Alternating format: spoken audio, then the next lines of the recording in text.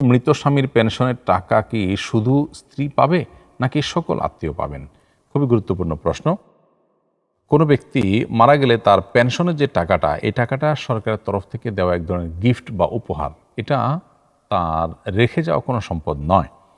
যেহেতু পেনশনের টাকাটা চাকুরে ব্যক্তির রেখে যাওয়া কোনো সম্পদ না এবং সরকারের দেওয়া গিফট, অতএব সরকার যাকে দিতে চাইবেন তাকে দিতে পারবেন।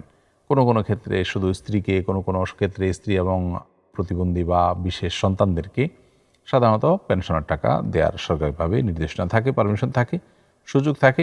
অতএব স্বামীর পেনশনের টাকা পেনশন দাতা প্রতিষ্ঠান, সরকার কিংবা কোনো কোম্পানি, তারা যাদেরকে দিবেন তারাই পাবে।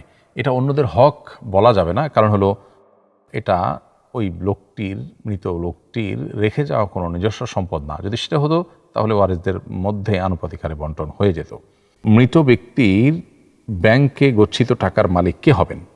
নমিনি নাকি উত্তরাধিকারীগণ? সবাই। খুবই গুরুত্বপূর্ণ প্রশ্নের উত্তর হলো যে মৃত ব্যক্তির ব্যাংকে গচ্ছিত টাকা যেহেতু মৃত ব্যক্তির, অতএব তার মৃত্যুর পর এটির মালিক হবেন ওয়ারিসগণ। কারণ আমি নমিনি করে রাখা হয় শুধুমাত্র টাকা তোলবার সুবিধার্থে, যে তিনি তুলবেন। বাকি নমিনি করার মানে এই নয় যে তিনিই মালিক হয়ে যাবেন। হ্যাঁ, মৃত ব্যক্তি যদি নমিনি যিনি হবেন তাকে বলে যান বা এটা স্পষ্ট করে যান যে এটা তিনি তাকে গিফট করে যাচ্ছেন, মৃত্যুর পর এটা মালিক সে হয়ে যাবে। তিনি যদি ওয়ারিস হয়ে থাকেন তাহলে মৃত ব্যক্তির সেই ওসিয়ত কার্যকর হবে না, যথারীতি সেটা ওয়ারিসদের মধ্যে বন্টন হবে।